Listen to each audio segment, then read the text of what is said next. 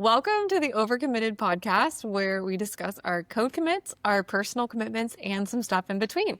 I'm your host, Erica, joined by... Hi, I'm John. Hey, I'm Bethany. And I'm Brittany. We are software engineers who initially met as a new hire group at GitHub and found a common interest in continuous learning and building interesting projects. We continue to meet to share our learning experiences and discuss our lives as developers. So whether you're pushing code or taking on new challenges, we are happy you are listening. Today's episode focuses on pull requests, covering reviewer mindset, crafting effective pull requests, and managing the sometimes overwhelming review workflow. But before we do that, we want to do a quick recap of Brittany's trip to Berlin last week. Last episode, we talked about conferences, and we are so excited to hear about how your experience was, Brittany. Awesome. Thank you. Yeah, I think it will have been 2 weeks ago by the time this episode airs. But yes, I went to Berlin for GopherCon EU. It was a great conference, met a ton of people. This was the first large-ish conference I was talking to people at and I was presenting at. And there was, I think, around 300 attendees plus people online. And it was great. It was honestly a really great experience. It's very exhilarating / terrifying to talk to that many people at once, but I really enjoyed it and I met a ton of great people. Highly recommend speaking at conferences, even if it is scary to do. If the listener wants to go watch her talk, how would they do that? I don't think that the recording link is out yet, but if this is the future, I will definitely be linking it from my website, so brittanyellick.com. It'll be there, and I'll try to share it in the show notes if it's available by the time this episode is out, but probably not. I think it'll be like a month or so. Well, happy to have you back and exciting to see all of the amazing things that you're doing speaking at conferences. Also, today's theme very much picks up on some of your recent blog content, and we're going to talk about some of the same topics. So you've made some great blog posts about pull request reviews, starting with your mindset and talking about how impact on pull request review is really the most important thing to focus on. It's sort of easy to let your ego get in the way, or even if you don't intend it to, some of your stylistic preferences to sort of hold up a pull request. But you mentioned always asking yourself when you're reviewing, what impact is this having? Am I unblocking my colleague? Am I making the code better by providing this suggestion or this review? And you mentioned going through 4 phases, which I really like, of a review. You think about the big picture, thinking about whether the code is actually even solving the problem. You think through the logic of the application. Is there any loopholes or misses in the logic? And then you think about maintainability. So how is the naming? How is the testing? Will I understand this in 6 months to a year to 2 weeks from now? And then also remembering that any pull request is sort of a digital diary where if you have any questions, the pull request is the perfect place to ask them because it's always a place that you could refer back to. And that's sort of a way to capture those decisions and any clarifications that need to happen for the changes. So I kind of wanted to open it up to the rest of the group. And Brittany, if you want to add anything to that of our review processes and what we tend to do as far as, start to finish reviewing pull request and things that we think about. So, one pattern I've observed in my career is I think developers often have feedback, but can't really explain or give reasons why. So maybe something aesthetically isn't good, or your code's not organized, but you can't really oftentimes I've received feedback and it's I don't really like this, especially earlier in my career. And I think that one of my rules is unless I can really say hey, this is my reason why, I'm going to explain to you why, I try not to give feedback. I mean, there's instances where maybe things are a little ugly, or just I don't know, it's kind of just an accepted best practice. So I think that's a big thing. And I think oftentimes, I think, right, that's a good learning experience. And oftentimes engineers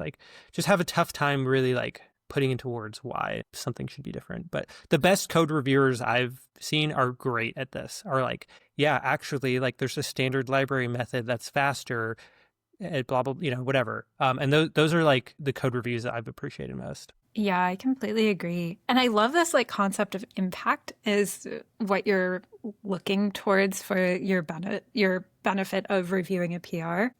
And I think to the point like John's making about having points that you can explain, or maybe consistent things that you comment, or things that your team just agrees on is better. I think it's the best thing to try to offload as much of those to CI as possible. So if you have something consistently that you want to make sure is done, such as, for instance, my team does comments above all exported functions. That's part of our linting rules. So we don't have to go in and say, hey, can you add a comment to this? Can you add a comment to this? But rather CI grabs it. And so I think anything you can delegate to CI is awesome. And so your true impact is determining if the code changes are correct and if they're maintainable. So I really like that thought process of what is your impact in this review process. I just want to say I really, really, really like what Bethany just said. I think automating that stuff with CI is like something probably more of us should think about. Yeah, I think that if there's anything that is important enough stylistically to comment on, then it should be a linting rule for your team and not something that you necessarily have to think about, ideally. I think that there are also valid cases, particularly in my case, I had to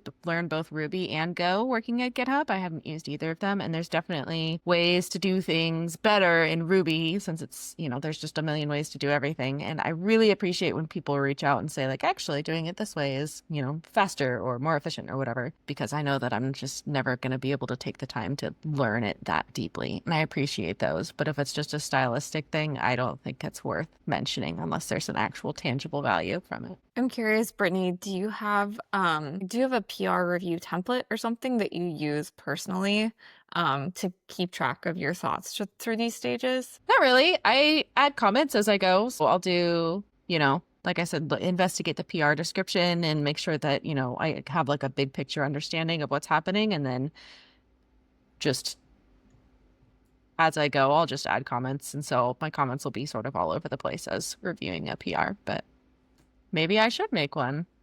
That's a great idea. Yeah, I'm impressed you can keep that all in your head at the same time. I definitely use a template to keep track of my reviews because otherwise I think it's really easy to gloss over things. I think hearing about your like sort of 4-stage approach is helpful in like thinking of the layers. But I typically go through the same questions, sort of like, through a template that I take notes on. And the other thing I look at is like sort of along the lines of like the PR is documentation, where like the PR description sometimes isn't even accurate to what is going on. And like we typically expect to see observability or feature flags or anything described in the PR description. But honestly, a lot of times I don't see that, and a lot of times the description gets really outdated with additional feedback. So yeah, it's sort of an underutilized documentation aspect, I think. Erica, I'm curious what's in your template. Yeah, I mean, I'm happy to share it out in the show notes too. It's a lot of these same questions, like, what is this code doing? Sort of like, is the logic sound? Are there any potential performance or like security impacts? And then like, how do I test this or monitor it? So those are the kind of questions that I ask. Yeah, we should definitely share that. I would love to see it. Yeah, for sure.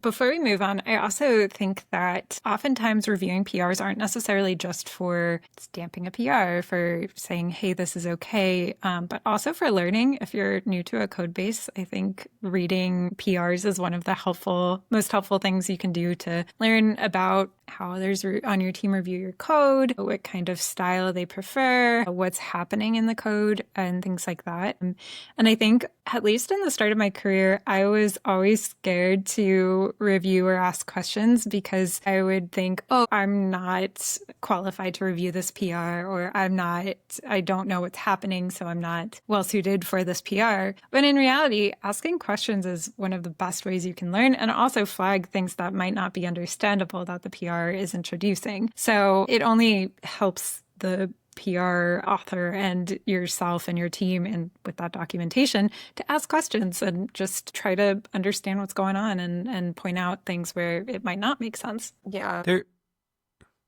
Sorry, you go. I was gonna say the flip side of it is too, I wish that I could claim that I've never had ego in reviewing a pull request, but I recognize it in myself when I go to a pull request and I don't have any feedback. And I always have this voice in my head where I ask myself, like, what am I even doing if I don't have any feedback on this PR? Like, if all I'm doing is giving it a check mark, like, am I a valuable reviewer? But some pull requests, like, that is all they need. Like, all they need is a stamp, and it's okay to, like, give it that and move on with your life.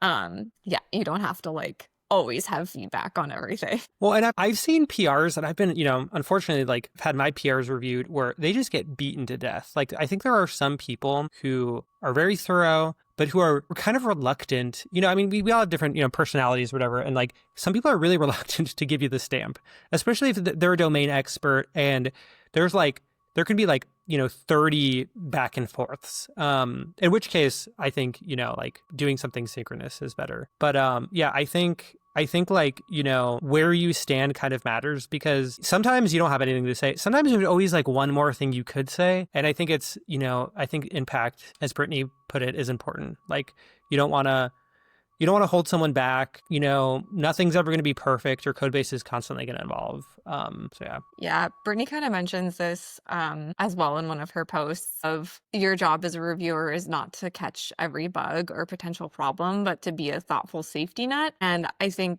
that's a really great description of the job of a reviewer. And it also, like, calls to attention sort of like what you mentioned, Bethany, about sort of this fear of reviewing, or what you were talking about of, like, people being really reluctant to approve a PR. I think it's also dependent on the culture of your team. And I've unfortunately heard people sort of attribute blame to a PR reviewer for something that didn't go well, like a PR that went through and, it's like, oh, well, this person approved it. And so it's, like, partially their fault that it caused this problem or this incident or something. And, like, in a good team culture, like, it's blameless and we all share the responsibility. So, that kind of stuff doesn't happen. But unfortunately, I have heard that. And so in some places, yeah, you are kind of thought of as a responsible individual when you approve a PR. Which is not how it should be at all. Yeah. Yeah, that sucks. Well, awesome.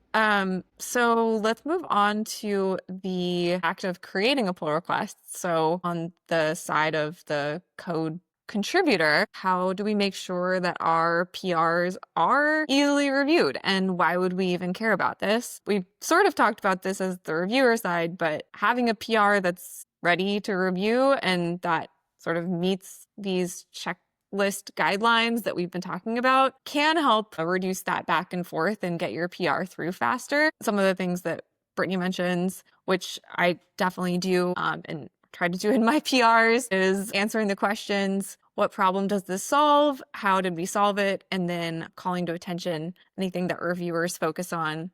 And you also call out test steps, which is great and important for that documentation and also for reviewers. So any other thoughts from the group on checklists that you do for your own PR? What kind of thought process you go through when you're creating something for review? I would always like to, one, make sure that all the CI has passed. There's no red or anything like that, because I think that's often it's not the worst thing as a reviewer, but it means that you'll need to probably reapprove it or re-review it in the future. So I want to make sure it's always as complete as possible. I'll also definitely give a read through of the PR, but also using Copilot is super helpful to give a different perspective. Even it's automated, so it's that can catch a lot of those very small things that you might have missed or you might have breezed past. So that's something that I've been really, really liking. I also will comment on my own PR if there's something that might be confusing or that I'm not sure of or I want to invite discussion for. So I'll leave a comment saying, hey, this is why I chose this. If you have any other thoughts or suggestions, please tap in or leave anything below. And I find that's a lot easier of introducing maybe pros and cons and those discussions rather than including it in the description of the PR itself. Agree on all those points. I really like having, making sure, I guess you already mentioned the things that I like to have in a PR description, but particularly if there's a PR that has a lot of back and forth, I find that those can also get outdated pretty quickly. So making sure that before you merge, that if there's anything large that changes about the logic, that it's reflected in the PR description, I think is helpful. And then definitely +1 on doing like a pre-review before actually submitting it for review. I think, that has saved me a lot of time, I think, in finding really obvious things. If I'm looking at it through the lens of if this was not my code, what would I say about it? Or what areas would I be confused about, and adding a comment there.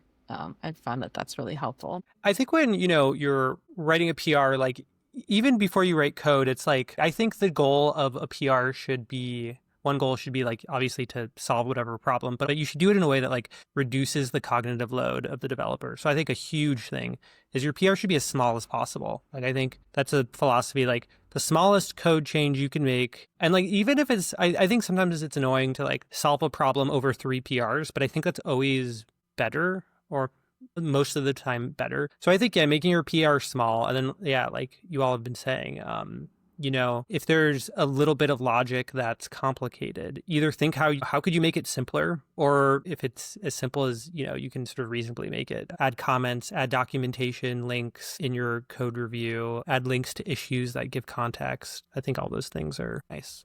Yeah, So I agree. Feeling your thunder reading through your your posts, but they're really good. Thank you. Yeah, this is great content. Cross-pollination here. I agree with John. In theory, making small pull requests is great, but I find myself in practice, it really depends on how long it takes to merge something. If I think that there's like an optimal ratio, how long it takes, how much pain there is with getting something over the line, and how large those PRs get, which is probably a good sign to, invest in the developer experience of your CI process. But, if it's a long process to land something, then I find myself sneaking more things into PRs just because I can make one change instead of multiple. Yeah. Whenever that happens, I'll sometimes stack my PRs to still logically break it up into separate things, but maybe merge the last one into the other one and continue on with that. So sometimes it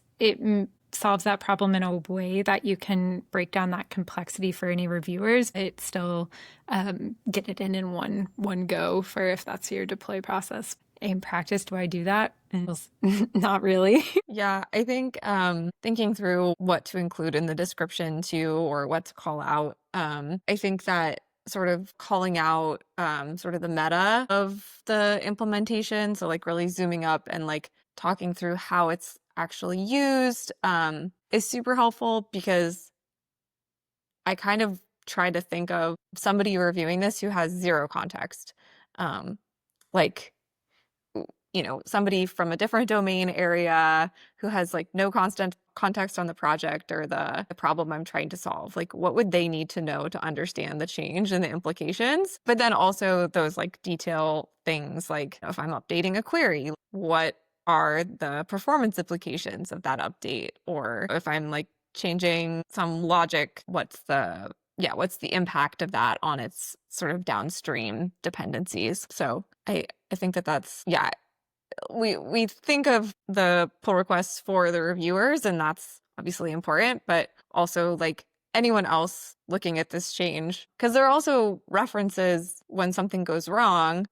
When incidents happen, we look through the changelog and look at the PRs that may have been submitted recently that could have caused some kind of problem. And a lot of times the PRs are nothing that I have worked on or have any context on. So being super clear about where this fits in the overall picture, I think is something I try to do. I may not be perfect at it, because I think sometimes you have so much context that it's hard to zoom out, but Copilot can be helpful there, sort of as that rubber duck and being like, hey, what could be confusing? Like what would somebody need to know looking at this who has never approached this code before or something like that sort of external voice. We can move on to our last topic then of the review workflow and how to manage all of the review requests that come in.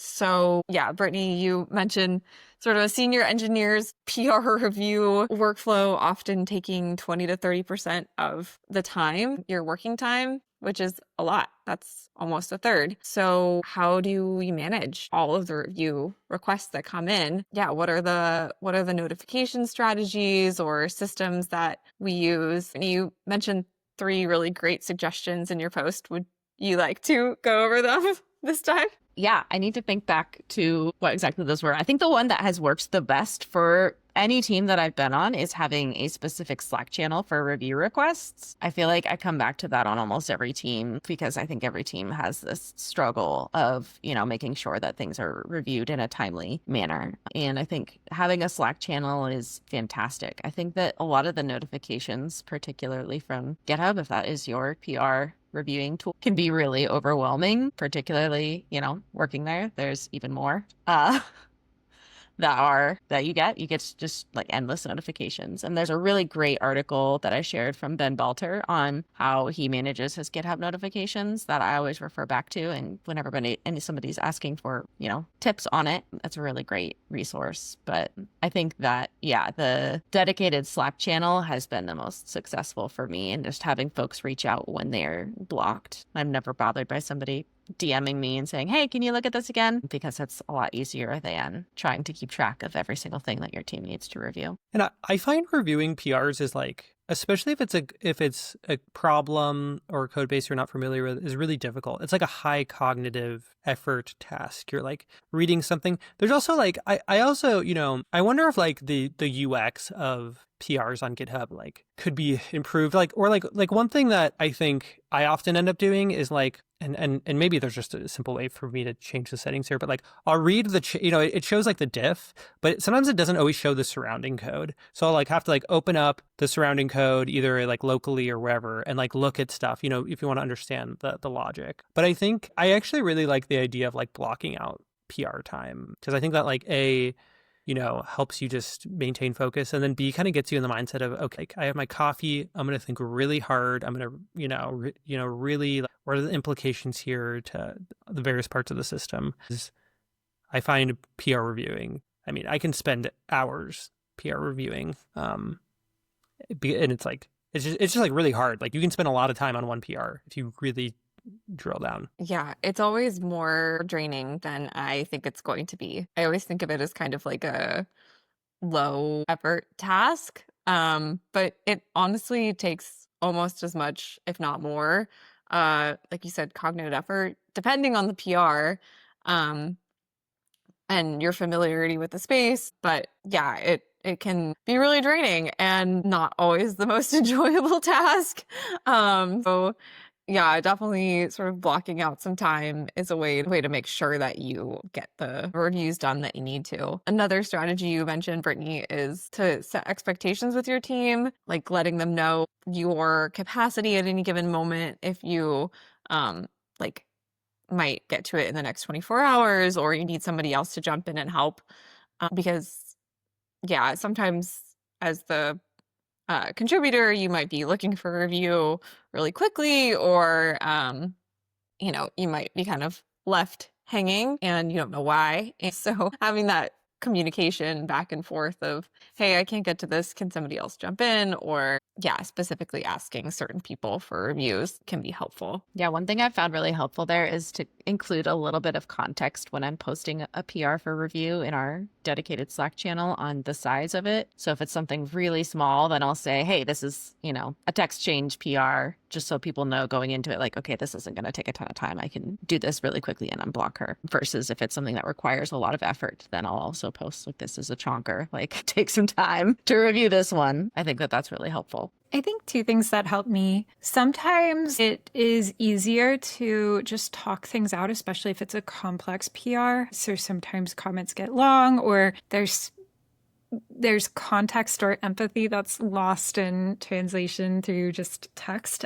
So a lot of times I'll review via like a Zoom meeting or something similar. And of course, it's important to document anything that happened in between there in your PR, but sometimes it's a little more effective to get your point or your intentions across or hear what somebody had in mind. Additionally, I like to state PRs as part of my work. I mean, like we're talking about right now, but in stand-up updates, if I spend a significant chunk of time reviewing PRs, I'll say that because that's part of the job. And you're not just graded on how you code or how much you code, but also your impact for the team. So I think that's still a measurable thing. And if there's a PR that you've reviewed that you're proud of, adding it to your brag docs too is really nice for future reflection and demonstration of your impact. Yeah, I think it's also really helpful just related to this in terms of setting those expectations to remember that the thing that is most important here is getting the work out the door and over the line. So,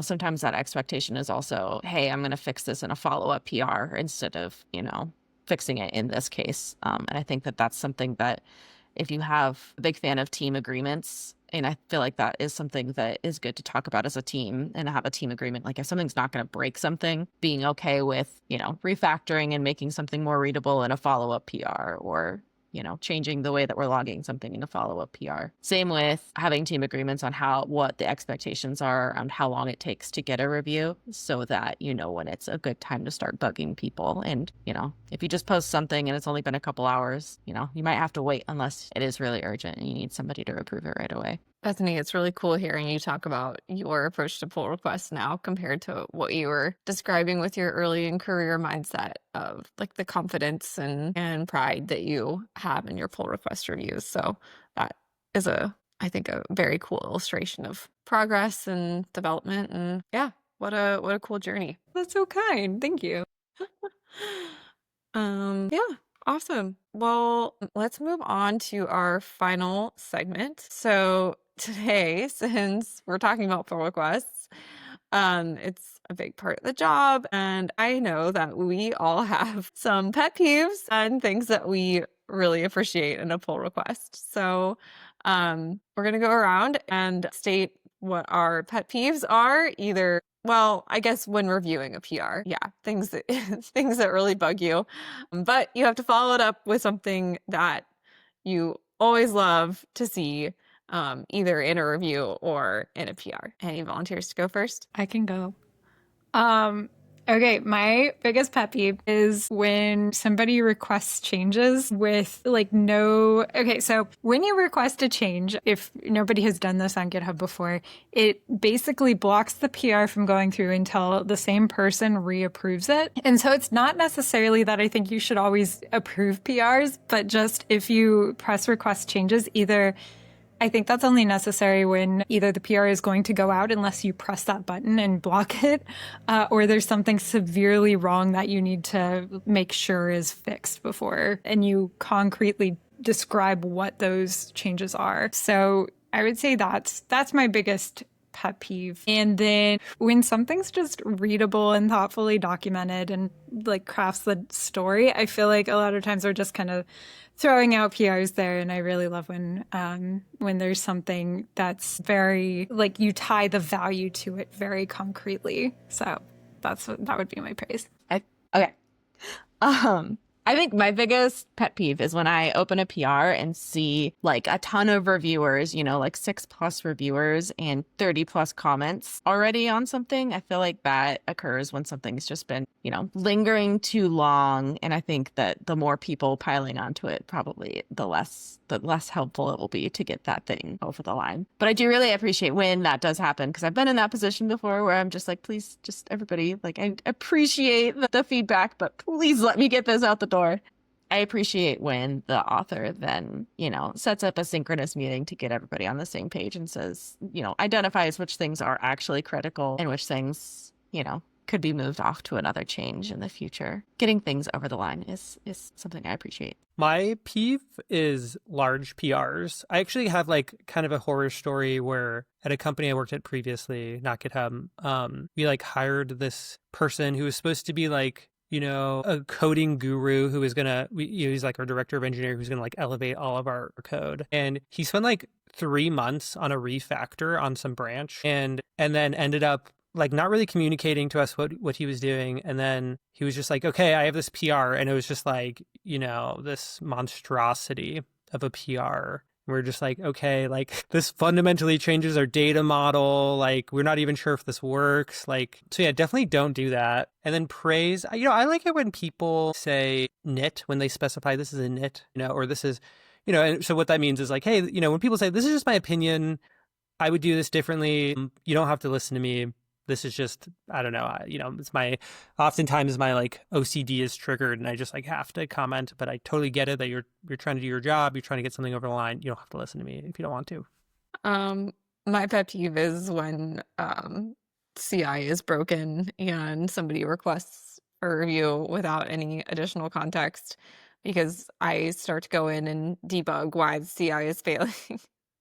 And it's time that I don't need to spend, but I always end up doing it anyway. And one of my favorite things is when people sort of like compliment or give positive feedback on a PR. Like if there's something that's especially good, they'll call it out in addition to any suggestions. And I always think that's a way to spread positivity and encourage the right things. Cool. Thank you all so much for sharing and for the discussion. To recap sort of what we've talked about, when you're reviewing a PR, think through the impact that your review will have, and recognize that it's an important thing to block off time for and really be thoughtful about, but you're never going to catch everything. So don't try to stress out about being a perfectionist in your PR reviews. And when you're creating a PR, be thoughtful and architect it to not only be easy for the reviewer, but also as a document for anyone who might be looking at your code or your changes in the future, to reference what's going on and the impact it might have. So thank you all so much for tuning in to Overcommitted. If you like what you hear, please do follow, subscribe, or do whatever it is you like to do on the podcast app of your choice. Check us out on Blue Sky and share with your friends. Until next week, bye-bye.